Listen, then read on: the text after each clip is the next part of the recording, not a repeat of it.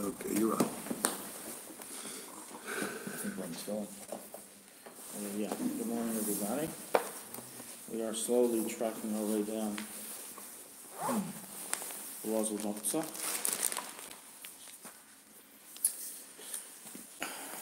Okay, last week we began going through a number of examples of. There's one important halacha in the beginning that we somehow overlooked, or I somehow overlooked. And that's regarding an item that is designated for permitted and forbidden usage. We explained that the definition of the category of a kli shemalachta l'isser is an item that's designated for forbidden use, but people aren't particular in using it for other uses. So therefore, while it does have some limited form of mukseh, you can't move it, say, from damage, it does not elevate to the higher form of mukseh, which would be forbidden to be moved at all. So what about a case where you have something which is designated for both a permitted and a forbidden use? Can we think of any examples? It has two usages.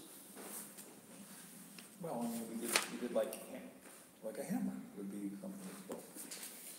Well, a hammer is mainly designated for breaking things and banging nails into walls, no?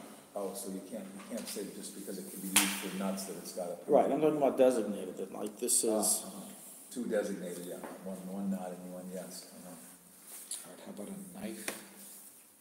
A knife.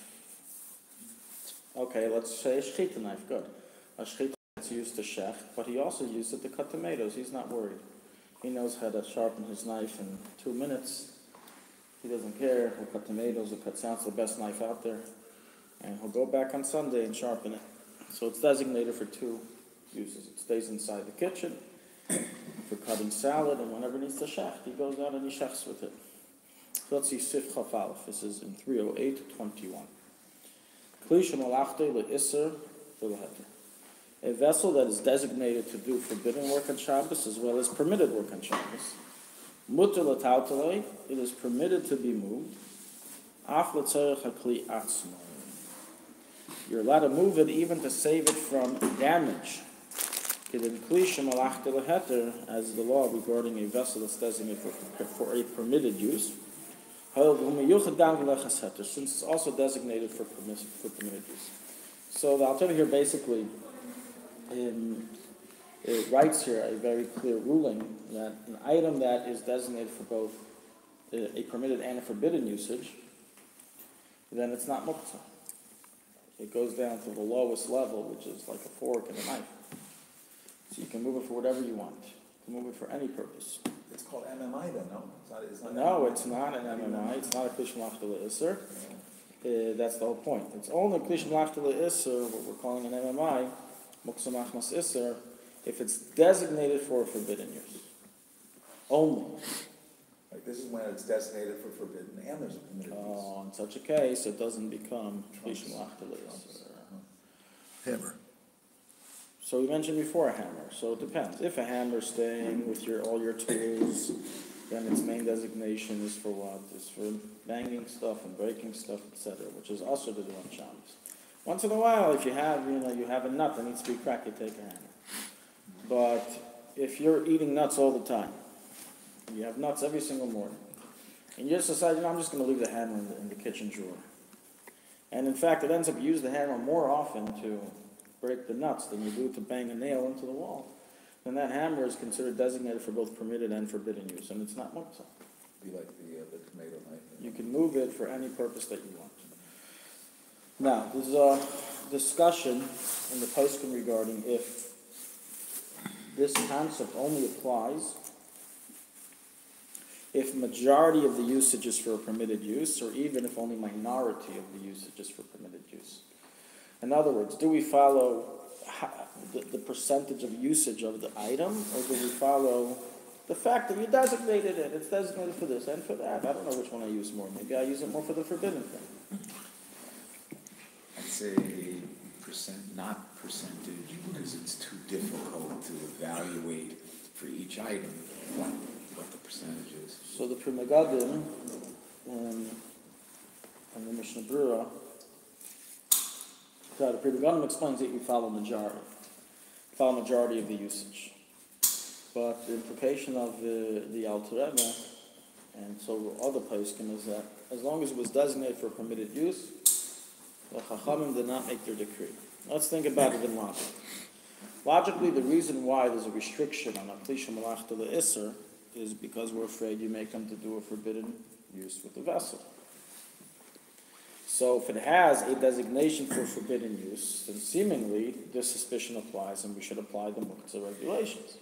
Irrelevant of if it has also a permitted use, and seemingly even if the permitted use is more often used than the forbidden use, as there's still a chance you may come to do a malacha.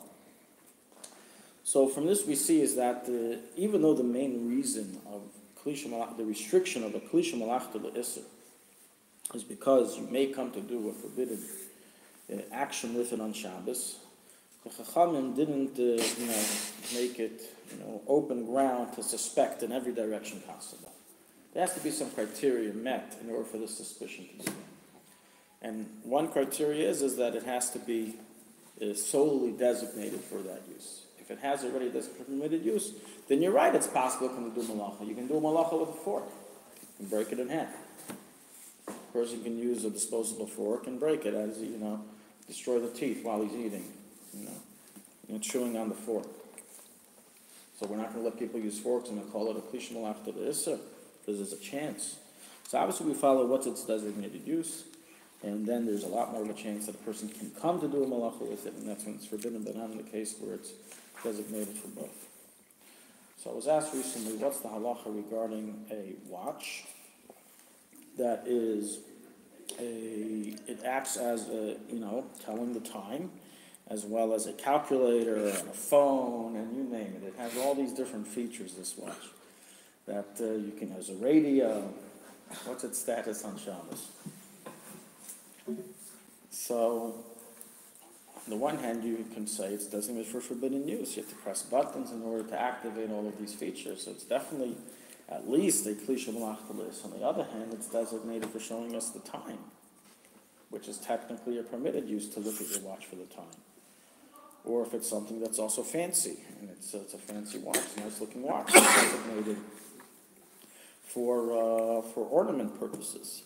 So would it be considered designated for two purposes and therefore not be Mukseh? That's the question. It would seem by the rule that you don't go by we don't put it on a scale, and if it's got a permitted use, then it's okay. Right. Yeah. That's what it would seem like. But on the other hand, since watches are something that we're so used to touching and we're so used to, changing the features, it would be way too close for comfort to have it, to be allowed to touch it. I mean, to wear it even is, even though technically you're wearing it, it's not, you're not moving Mukseh with your hands. Even then, there would be a suspicion. Even though we don't have here a direct prohibition that we can find it under, but definitely the spirit of the law would require. I'll just give an example. Back in the day, if you remember, I'm sure you guys remember, they used to have telephones that are, with the wires connected to the walls. I haven't seen those in ages anymore. Hardwire, yeah. So, you would have a telephone next to your bed, and if the phone rings in the morning, you're used to picking it up. So you allowed to leave a phone next to your bed on Shabbos. So this question was asked by Pesach Dira, and they answered that from the letter of the law, there is no law that we can put this under to say that it's forbidden to leave a phone next to your bed on Shabbos. And this is referring to people who used to have basically like an alarm system where a company, it was a company that you sign up per month, you pay per month, and they call you up every morning to wake you up. And you have to pick up the phone. This was a system. So it was asked, they let it have this as well on Shabbos, suspicion you're going to pick up the phone. In the letter of the law, there's no prohibition, but nonetheless, since chances are a person would, he's just waking up, doesn't even know what day it is anymore, he's just getting into things, so the best thing is the hook. That's what's saying. Oh, no, they wouldn't take it off the hook before Shabbos. That was the question. Can they leave it next to their bed and let it ring? So some of the poskim answer that it shouldn't be done because even though it's not technically usher, the chances of you coming to a malacha with it are quite high. that you'll come to take it off. Okay, tefillin. What is the status of tefillin on Shabbos? And I'm not sure what your conclusion was about the watch. Yeah, I'm not sure either. Okay. Regarding the watch, so I'm just saying, even though we can wiggle our way out of finding a explicit or direct, limitation in the halachas, nonetheless, the spirit of things would definitely negate using it on Shabbos. Not just any watch, even a watch that has all these extra bells and whistles that we make. Correct. Even a regular Casio watch, which is basically like yours. That's okay. Yeah.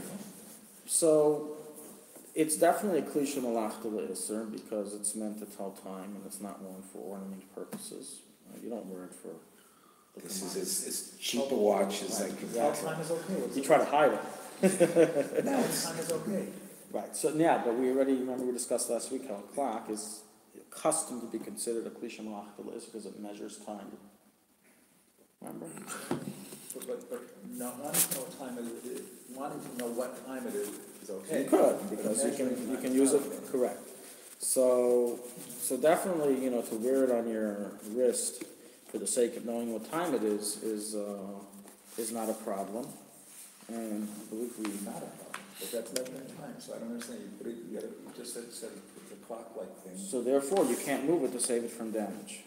For example, you're walking for an hour outside, you're walking to someone's house, you're walking for an hour, it's going to take an hour, the sun is beaming down on your watch, this watch is going to get fried. And you take it off your wrist. If you're using it for itself, that's okay in this category, right? You're using it for usage, or permitted usage. There's an issur to go like this on Shabbos, to look at the time. I mean, maybe that can explain why, so many people come late to shul on Shabbos. They think it's forbidden to look at the clock on Shabbos. I will tell you that every Shabbos, when I'm walking in the street, someone will come up to me and ask me what the time is. So you're the shliach of the time. Look at that. And in shul, Right. every single Shabbos, somebody asks me what time it is, and usually several times, because they're supposed to go to somebody's house for Su'udah at a certain time, and then, So the reason why the clock then would be different is because it's got a designated place, is that the factor? Well, that's another factor, correct. We also discussed that. But is there another factor other than the designated space that makes a clock not a? The fact that it measures time. So this also measures time. That's what I said. It's a cliche malach d'isser. So that's what the clock could also be moved, but not A clock on the wall is a machlekes. If it's cliche malach d'isser or Mukseh machas chesron kis, the higher status, because it has a set place where you don't move. He moves his watch. He doesn't leave it here the whole Right, time. okay, I got it. That's But a right. set place. Good answer. dangerous concept that we talk about the spirit of the law.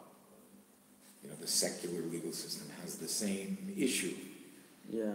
Because, everybody thinks the spirit of the law means something different. It's subjective, you're saying, yeah. Extremely. Right.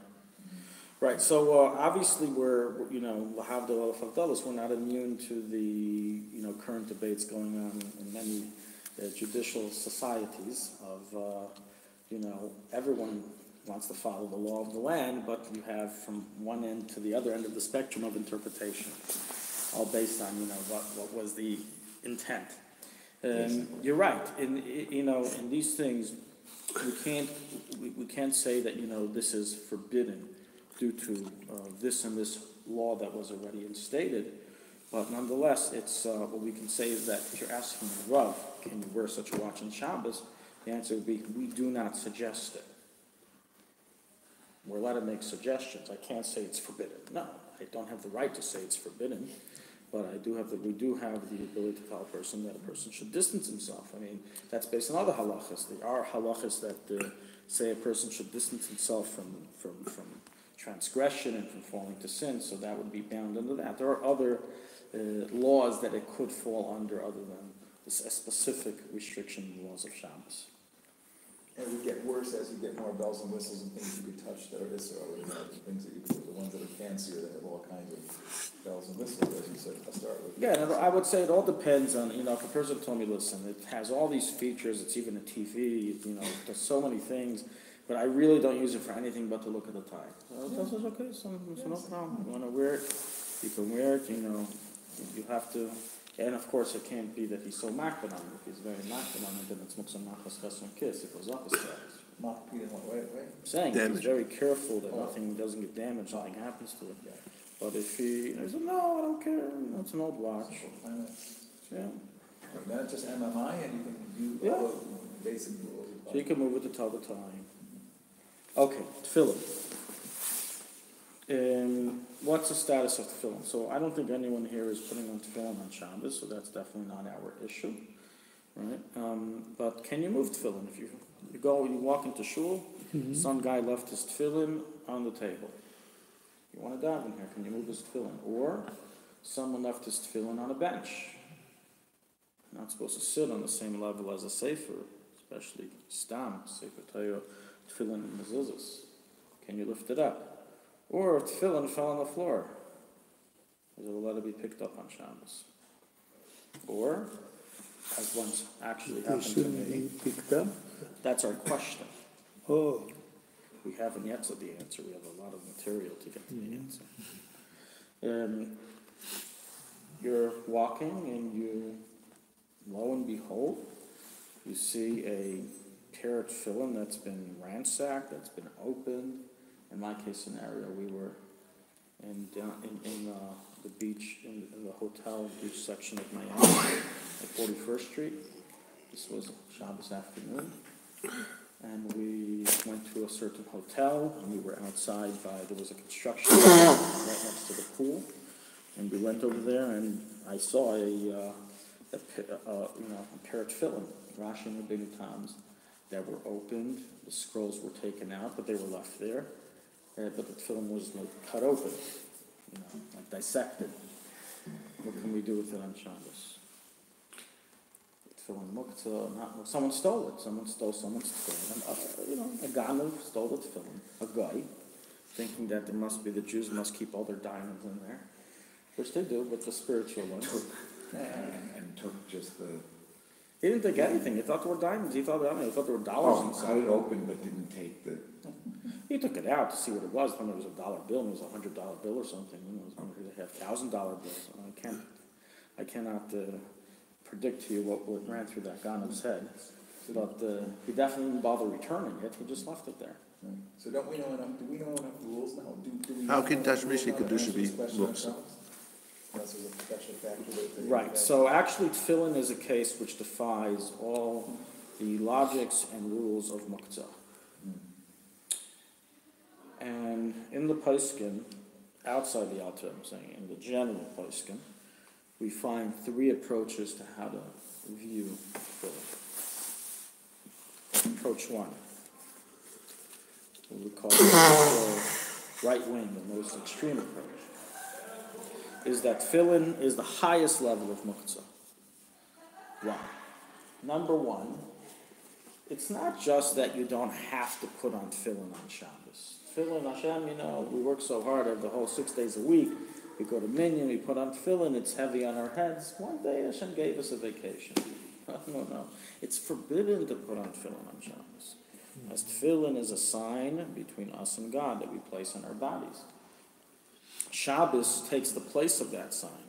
So putting on tefillin on Shabbos is basically saying to Shabbos, you're not enough. That's like bringing your own food to someone's house that you're eating at as a guest, without letting them know. Right? It's insulting. So it's insulting to Shabbos to put on tefillin on Shabbos. but take it to the hand? Slowly. We're working our way. Yeah. We're working our way. One step at a time. So the first step is to understand is that not only do we not have to put on tefillin on Shabbos, it's actually forbidden, and according to the Zohar, it's actually someone who does so is chayiv misa. Just like someone who desecrates Shabbos by driving a car or smoking a cigarette, has that severe prohibition and penalty. So too, someone who puts on tefillin on Shabbos receives that severe prohibition and penalty. Even with your emphasis now at this point, with just that information, we know it's MMI at least. Okay, right? Yeah, So slowly. We're working our way up. Which, by the way, because of this, it's important when a shliach or anyone on the Tzayin gets somebody to agree or desire to put on tefillin every single day, they have to be told not to put on Shabbos, otherwise they will. I one time skipped that step with a member of my Mifsayim group in Brownsville, and maybe I did mention to him and he forgot, I don't remember. The bottom line is that one Sunday, he had bought a pair of tefillin through me. And one Friday I came there and he told me, oh, by the way, I wanted to know, on Shabbos, do you say the blessing when you put on the tefillin, or do you not say the blessing? So, he did it now. So you have to mention it. So it's no more prohibited, even though you're emphasizing how prohibited it is. It's no more prohibited than any other MMI prohibited thing. Yeah. Okay. So far we've established you're following along good, but we're not done with our journey. I just get that. Okay, we've just begun our journey now. So it's at least we've put it right now to MMI, to Kli Shemalach D'La Isser, as it's designated for forbidden use. You may not wear tefillin on Shabbos, just like you may not use a hammer to bang a nail in on Shabbos. Now let's see if it fits the second criteria to get elevated to the most strict and severe status and category of Mukseh. Would you use your tefillin for something else? No. We're very particular. I'll be forbidden. We're very particular. Even, let's say there was no prohibition. Look at the price of tefillin. Yeah. Look at the price nowadays. Yeah. $1,500, for good Gassus tefillin. People are very particular. It's very expensive tefillin. So certainly it's considered a Mukseh Machas Chesron Kiss due to the value, due to the importance, due to the holiness, whatever you want to say. So this is one approach. One approach is that tefillin is considered Mukseh Machas Chesron Kiss, and therefore it's completely Mukseh. Again, please, that's important. The first approach is that tefillin is considered the highest level of Mukseh, and you can't move it for any purpose. Not space, not for its Not space, not for its use. Most of us, we know that, but if somebody will ask, why? What to say? Why it's Mukseh? Why it is Mukseh? Because it's forbidden to wear tefillin on Shabbos. That's what we said before. Because of the ois, we said it's an omen. It's an omen. Ois, beinu benechem. It's a sign between us and Hashem. And on Shabbos, we have the sign of Shabbos. We don't need the sign of tefillin. To explain to them the holiness of Shabbos, the importance of Shabbos. Yeah. So you say, the whole idea is to have a sign between us and God. During the week you do the tefillin, and we'll give you a break since you're new at this stuff. You don't have to keep Shabbos during the week. Just do the tefillin. And on Shabbos we'll keep Shabbos. It's a good deal. Shabbos and Yom Tov. And Yom Tov, yes. Yom Tov as well. So Cholamayit, according to the Zohar. Okay. So this is one approach that is considered Mukseh Chesron Kiss. The second approach is the approach of the Ramah, and that's on the opposite end of the angle. He says, what are you talking about? Tefillin is not Mukseh at all. Not even Kli Shemalach D'La Isser. It's nothing. Why? So he says the following. It is permitted. It's permitted for one to wear tefillin even on Shabbos if he's not doing it for the sake of the mitzvah. If I like the way this looks. I like the way it feels. Yeah. It's my blood pressure take. That's how I take my blood pressure in the morning. Yeah, I don't take blood pressure on Shabbat. Right. Yeah. But can I? That's an interesting question. Depends. You have to ask me privately. Depends on a few things. He changes immediately that it's not forbidden because there's a loophole. You can do it for. He says it's mutter to put on tefillin for kashet, for the purpose of an ornament, so it looks nice, it looks pretty. I don't know how pretty the guy would look after he leaves shul if he walked in with tefillin. Does the first opinion also acknowledge it, but it doesn't really, but it says it focuses on the first opinion acknowledge that it. Yes, but he says that's not what it's designated for. So what? So it's technically mutter, mutter minadin for a person to use his cell phone for, Teletime. to whatever permitted item he wants to use it for. But if he doesn't do that in actuality, then he's particular to use it for its designated use, which is forbidden on Shabbos. So, as I said here, this rule, this halacha defies all the rules we've known so far. And so, what the Ramah here is saying is, since it has a technical permitted use, therefore it's not considered Mukseh at all. I remember one time here in Sfas, someone walked into shul wearing tefillin on Shabbos. Not in this shul, in a different shul. And we asked him, not me, the people, asked him, what are you doing? So he said, what do you mean? Today is Friday. You know the famous story of the Rabbi who got confused with the day? If this was a real night, a bacher got confused on what day it was. But he was so confused that he thought everyone else was wrong. He said, no, you guys should all also be putting on film. Needless to say, on Sunday he was taken to a local psychiatric facility. What? Yes. Yeah. So Lost his marbles. if another Jew, transgress with Mukseh, what is our obligation to tell him? Oh, if he'll listen to you, you can tell him. If he won't listen to you, then what are you supposed to do? Let's see this inside how the Alter Rebbe rules and deals with this case. It's 308:19. So far we said two approaches, two extremes, and we didn't yet say the Alter Rebbe's final reading. So we're reading inside. The Ramah's conclusion is Mutter. borrowing from what we just learned about when there's a prohibited. Correct. and a So he designated says you and can a use it, you can move for whatever purpose you want. So let's read inside again. We're in 308:19. Hatfilin ein dinan v'sefer hakodesh v'lo yafilu k'kli shemalachta lehet. Tefillin is not considered like holy books, like a sacred Torah and the like, and it's not even considered like a vessel designated for a permitted use. Why not? As it's forbidden for a person to wear the tefillin in a public domain. Let me explain. Let me just finish the next line. And whatever is forbidden for a person to wear, to go out with on Shabbos, is forbidden for a person to wear on Shabbos. People say even within his home, as he may forget and go out with it and carry. Okay, I'm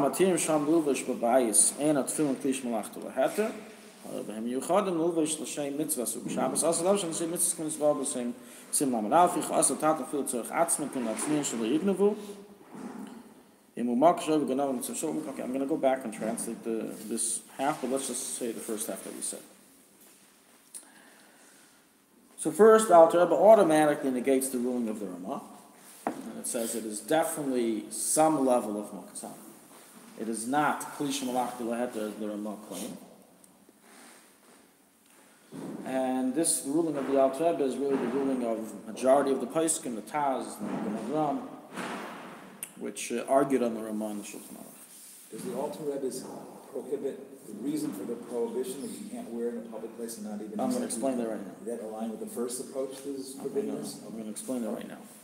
So the Alter Rebbe here gives us two reasons of why tefillin are considered a vessel designated for a forbidden use. Reason number one is because of the following rule. In an area that doesn't have a native, such as many cities outside of Eretz Yisrael, it's forbidden to carry. So that we know. Can a person wear tefillin outside? Let's say a person put on tefillin, he likes the way it looks, it's really cool, and he's doing it not for the mitzvah. He has a big sign on his t-shirt, tefillin not for mitzvah. So nobody should bother him. So here, now let's ask a different question. Is there a prohibition of carrying when he wears these tefillin? No.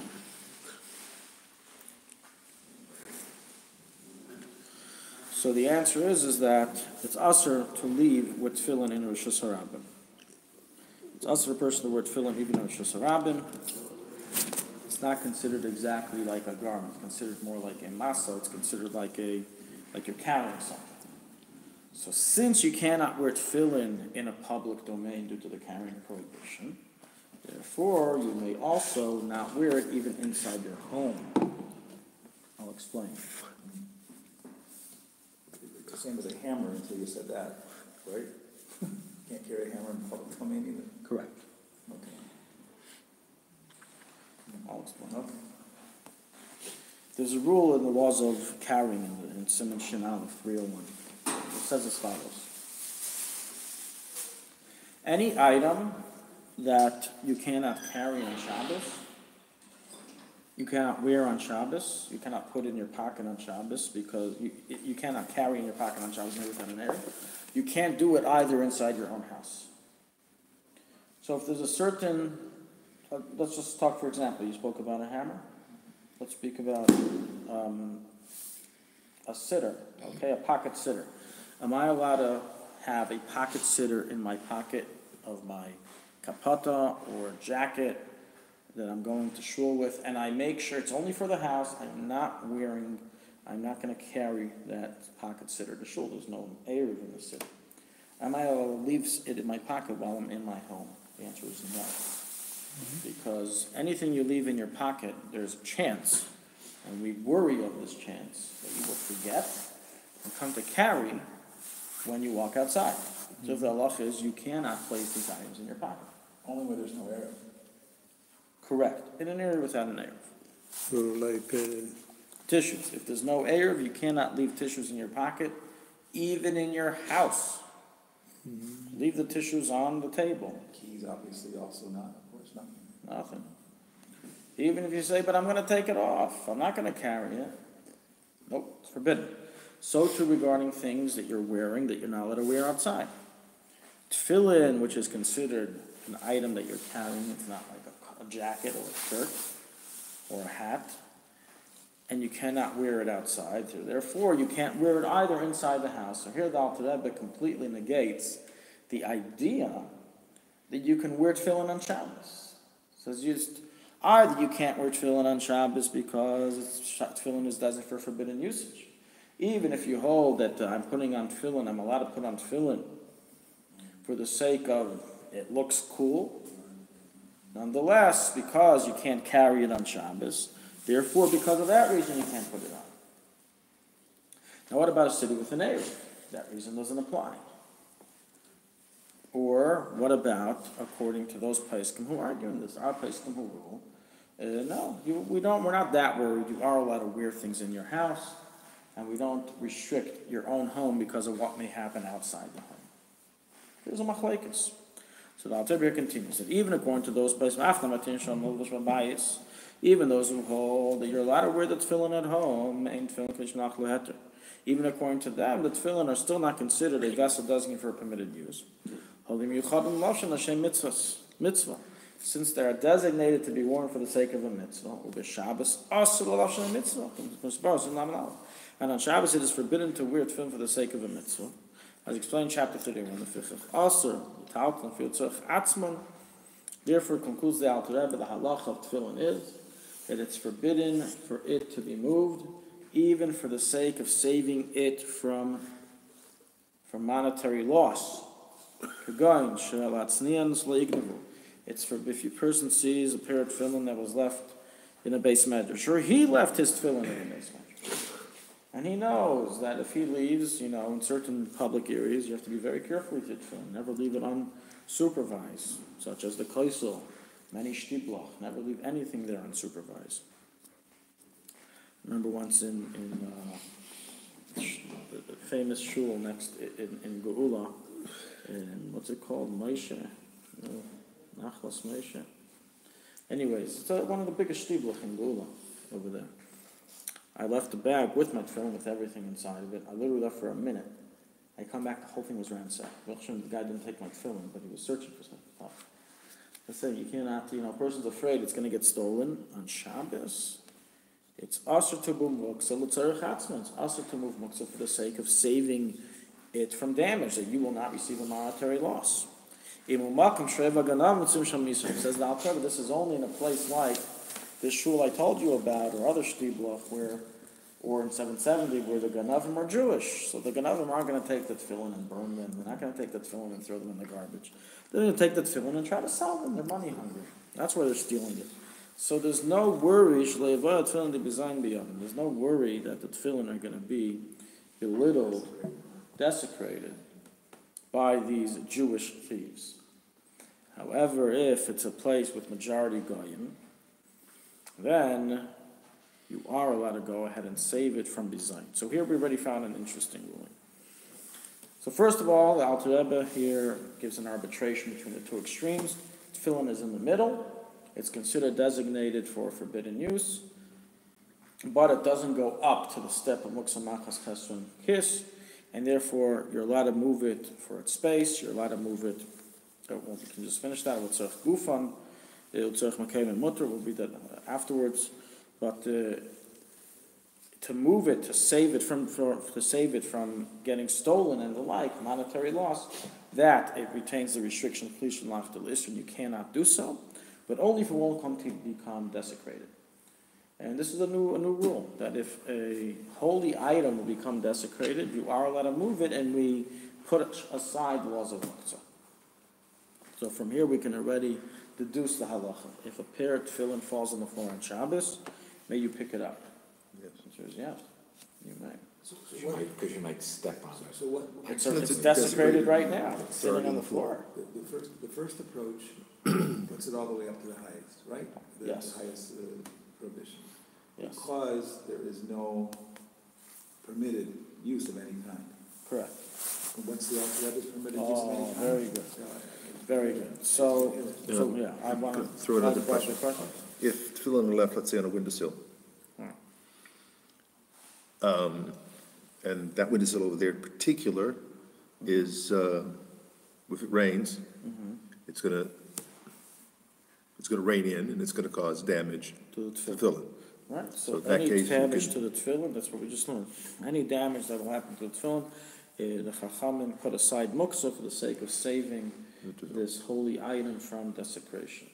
The Rebbe did, but the first, No. the second approach. The Alter Rebbe. The The Alter first Rebbe- approach, The first approach. even the first approach would agree to this, Oh, it would, even, Yeah. okay. to save from For desecration. desecration, even, okay, I see. Yeah. Let's continue. Gufan, so what the only prohibition is to move it for the sake of saving it from getting stolen. However, to save it, to move it for its own use, such as in order to guard you from azikin, I'll explain what that means in a moment. Or to move it for its space. The tefillin is sitting right here, and I want to put something down here, or it's sitting on the bench, and I want to sit down. Mutter l'taltalan. It is permitted to be moved just like any vessel designated for forbidden use.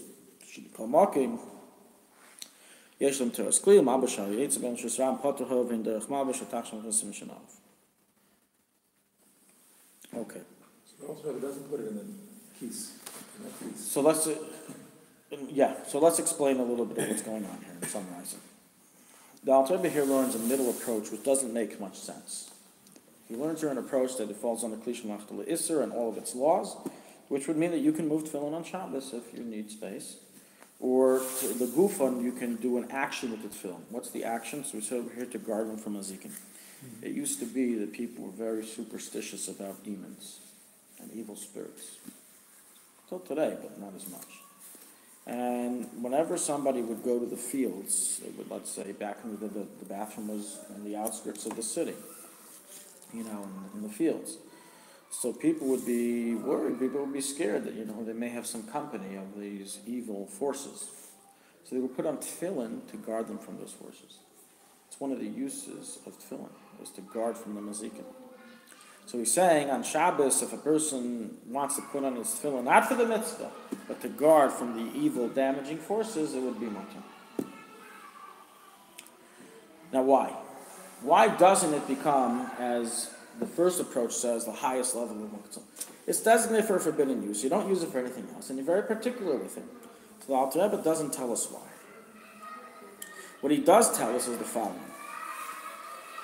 It's not considered the Mukseh Machmas Gufa, the lowest, another high status of Mukseh, which we can get to yet, like a rock and like a piece of wood, because it is considered a vessel. Anything that's been turned into a vessel, can only be designated as either Klishon Lachtel Isser or Mukseh Machas Chesron Kiss. In other words, like this, we may think that tefillin is not considered a vessel at all. It's just made for a mitzvah. So the second you can't do the mitzvah anymore, like Shabbos, it loses its vessel status and is now like a rock and like stone. Remember we said that about paper. Paper is not a vessel, it's just designated for writing. The second you can't use it for writing anymore, it goes back down and becomes like stone. So by tefillin we don't say that. Tefillin are always considered a malbush, a vessel, and a garment. And he brings a proof as somebody who transgresses and wears tefillin outside in the public domain, he doesn't biblically transgress, he only rabbinically transgresses. From here we see that it is considered a garment, at least from a biblical perspective. But this doesn't answer the question why it doesn't go up 10 MCK. So I understand here the Alter Rebbe says it is a vessel, so don't judge it like an MMG and Mukseh, which is completely Mukseh. But it doesn't explain why you shouldn't go all the way up. And he leaves us blank. So the answer that's explained is as follows.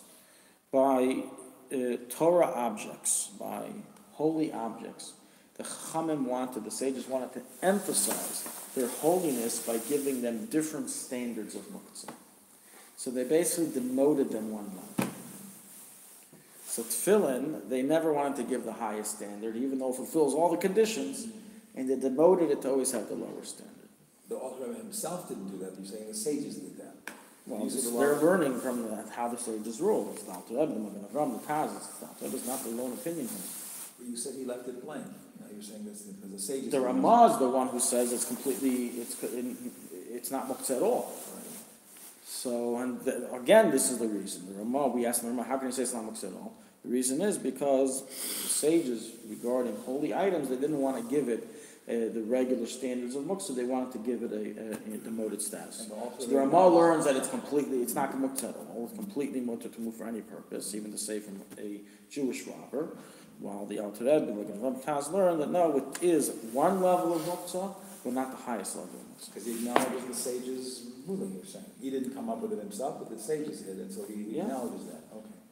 Okay, now one quick practical question.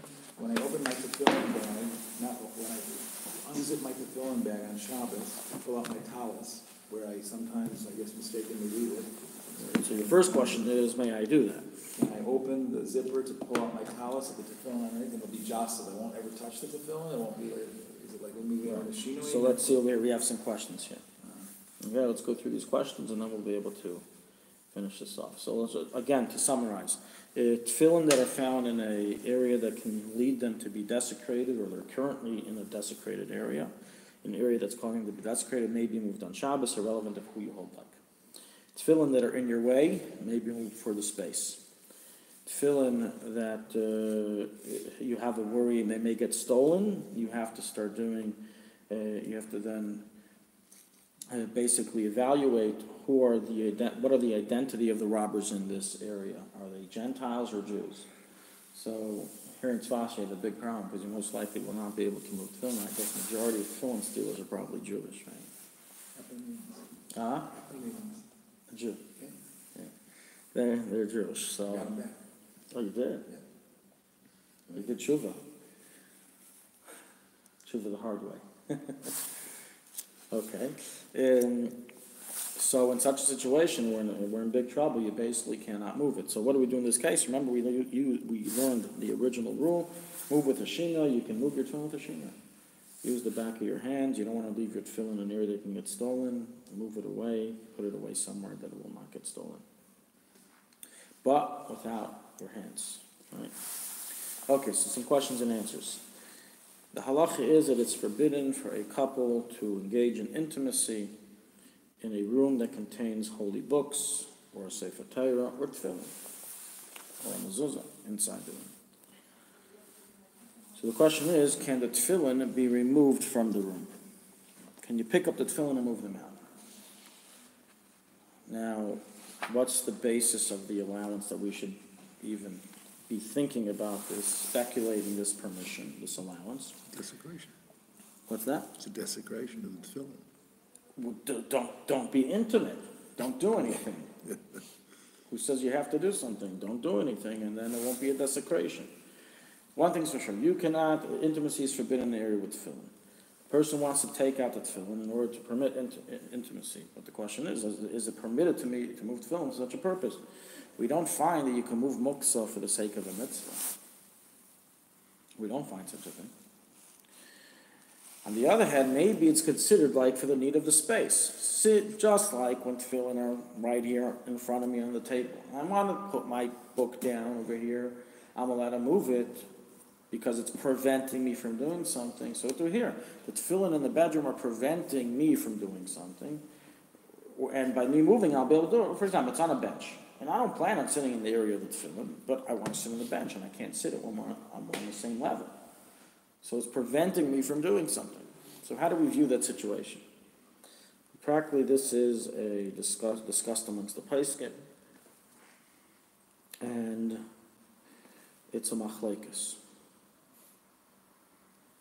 Some Paiskim rule that it's permitted. Shlomo Zalman Auerbach, he was of the opinion that to use it for its space, that allowance, is not literally that you need to put something in that space, but it's basically for it to allow you to do a use. For it to allow you to do something that it was preventing you from doing while it was there. So he says you can pick up the tefillin and move it out. With a shinui? However, no, even without a shinui. With a shinui, we all agree it's mutter, and the truth is that's what you would tell someone if they ask. You probably just move with the shinui and avoid the machlekes. However, other Paiskim rule that no, for its space, the heter was specifically if you put something in that space, if you use that space. So in such a so according to these Paiskim, you have two options: either you move it with a shinoi, with an irregularity, or you cover the tefillin with a double covering. Another option that we have, and we discussed this before, do the trick. Do the trick, yeah. Move it in order to permit intimacy, but use the space to make believe you're really moving it for the space. So put something down in that area. So bottom line, it's able to be moved. This would not work, by the way, for a candle. If a person left a candle in a bedroom, not very common today, but it was back in the day, and intimacy is forbidden with a candle, then they cannot move it. Moving a candle with a shinui is kind of difficult. And everyone agrees by a candle you cannot move it for its space. So that would be a problem. A lit candle you're talking about. Well, obviously, yeah. Because you could move a not lit candle. Okay. May one remove his talus from his tefillin bag on Shabbos. All right. So what do you guys say, based on what we learned? I would say yes, because it's a little bit like, I don't know, it's not moving it for its space, but it's, It's very similar. yeah. It's mutter. Paiskim can write that it's mutter because it's the same idea. I'm opening up, first, number one, the bag is not mukseh. So the bag houses both my tefillin and my talus, and what's more important, even though what's more expensive, obviously the tefillin, but what's more important to me on Shabbos, my talus or my tefillin? The talus. So the bag isn't mukseh. It's not a basis. And and even if it was, it's never a basis of klishim lachtalis. So bottom line here, we have all the rules being followed. It's permitted to take it out. Even if you put your tefillin in last, meaning your talus is in the back, and your tefillin's in front, so you have to actually take out your tefillin, it would still be permitted. You can even move your tefillin out of the way to get to your talus. However, in such a case, can you put your tefillin back in the bag? You have to leave it on the table. How can you put it back in the bag? What's the heter there? So that's why stay holding on to it the whole time. Stay holding on to it the whole time. Use your other hand, take out the talus, and put it back in. Don't put it down. The Ramah wouldn't allow it, though. Right? The Ramah wouldn't allow anything. The Ramah holds us the tefillin aren't mukseh at all. Oh, right. The first approach. Yeah, wouldn't allow. Correct.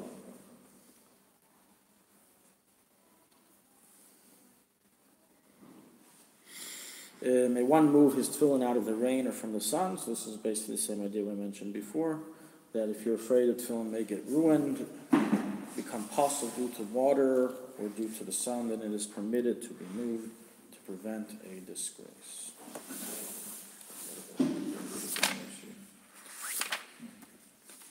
Okay, any tefillin questions? We're gonna do one more.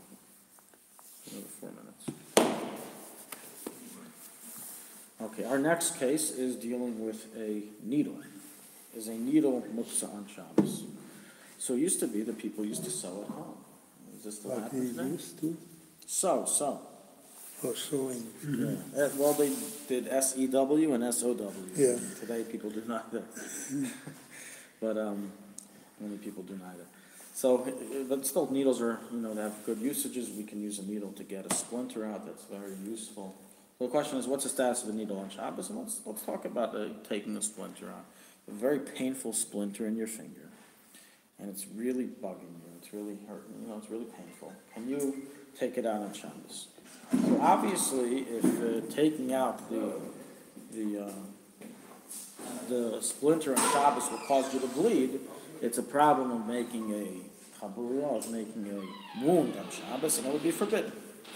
But let's say this is a splinter that entered into the external layers of your skin. No bleeding will happen by its removal. So here our question is simply, what's the status of the needle? Is a needle Mukseh on Shabbos? What do you guys say before we read? What's the status of a needle? Status of the needle is that it is kli shemalachti le'isser. It's designated for sewing, but kli shemalachti le'isser may be used for a permitted use. And if it's permitted to remove the splinter on Shabbos, then one would be allowed to do so. So let's see this inside. Machat shleima, sif lamed ches. Mutul atautul itibos hakoitz. A whole needle, meaning it's not broken, and meaning it has the hole on top. Because what would happen if a needle didn't have the hole on top? What if it broke off? You can't sew with it. You can't sew with it. Very good. It's useless. So It's useless, what is- it's useless for sewing, but it's not useless for taking a splinter out. What does it become at that I'm point? saying if you have a package of sewing needles, Yeah. Yeah, is it and still you a have a damaged clean? needle without it would be completely mukseh if it doesn't have a hole on top, unless you designate it before Shabbos for splinter taking.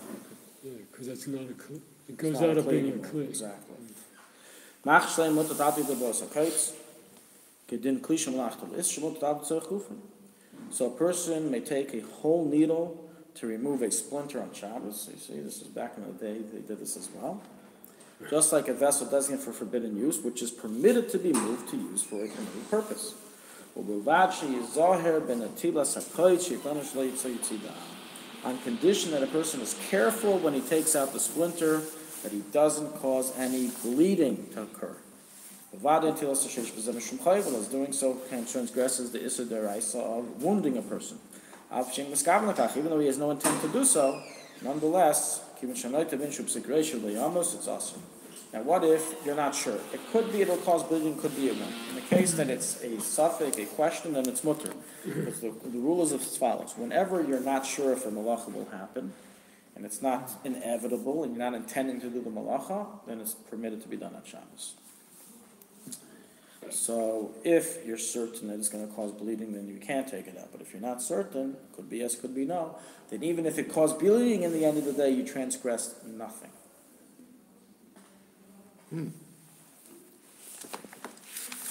All right. Thank you very much.